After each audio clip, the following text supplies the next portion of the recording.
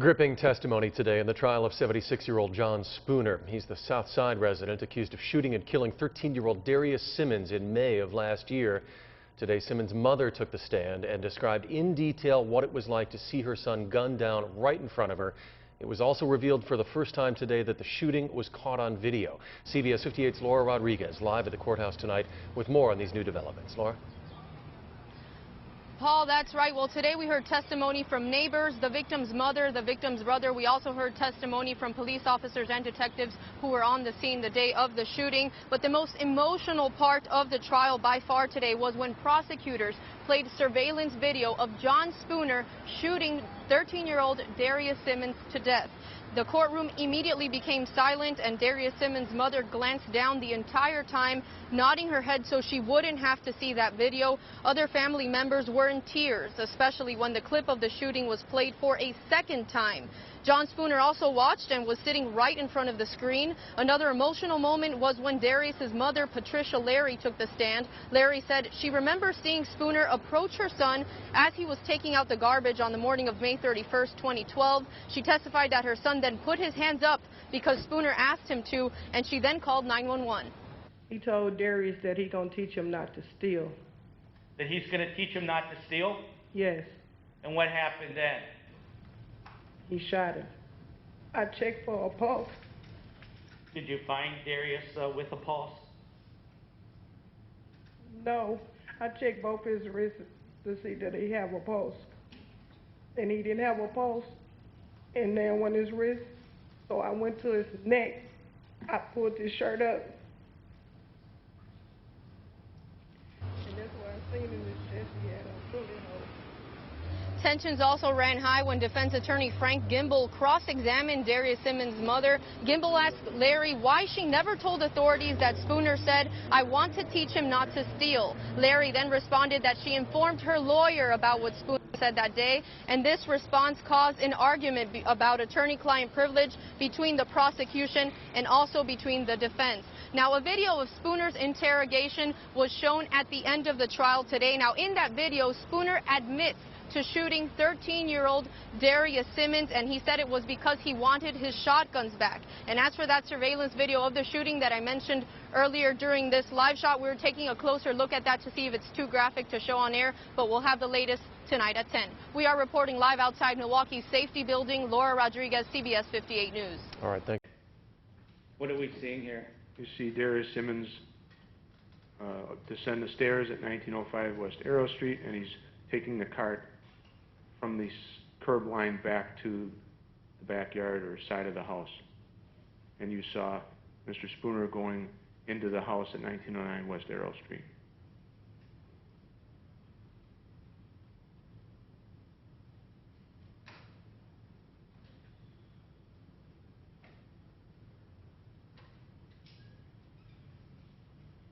You see Mr. Spooner come out of the house at 1909 West Arrow Street, and Darius Simmons coming back for the other garbage can. And at this point, Mr. Spooner is pointing what appears to be a pistol at Darius Simmons, who retreats towards the front of his house.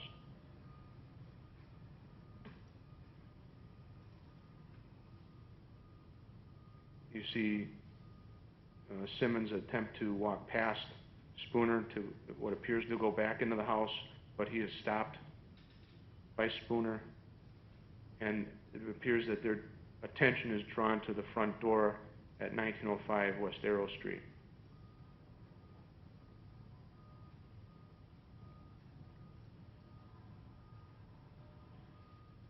At this point, Spooner is pointing the pistol at the front of 1905 West Arrow Street,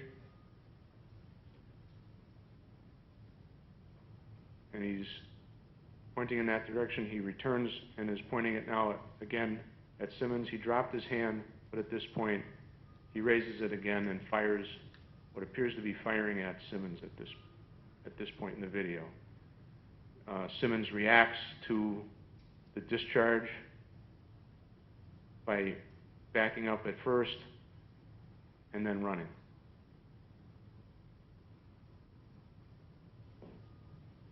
And it appears as if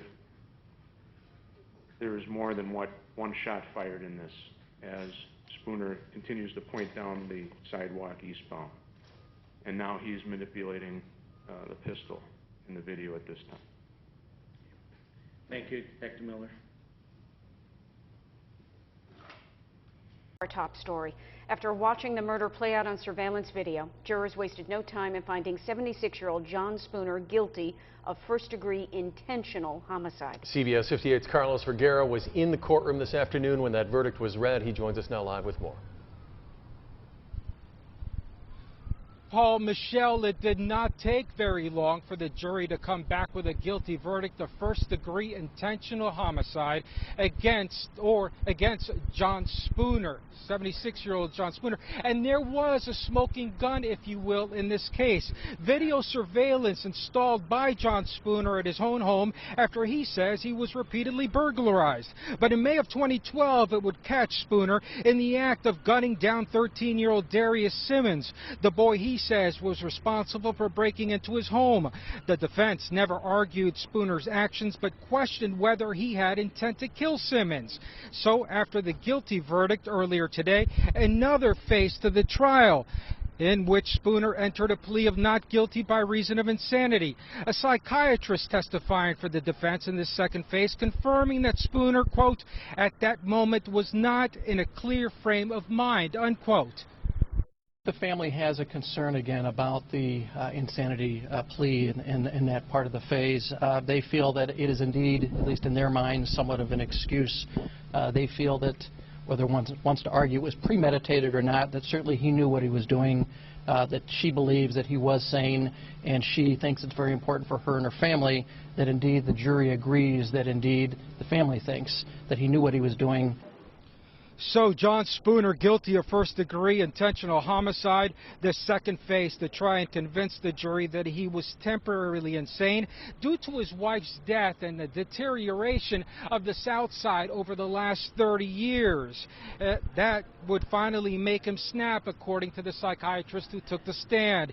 If the defense is successful, it would only change where Spooner spends the rest of his days. By the way, the trial for now has wrapped up. It will commence tomorrow with testimony from at least 2 other medical experts, and I'm told by the defense that Spooner may take the stand on this final day tomorrow. We are live in Milwaukee. Carlos Vergara, CBS 58 News.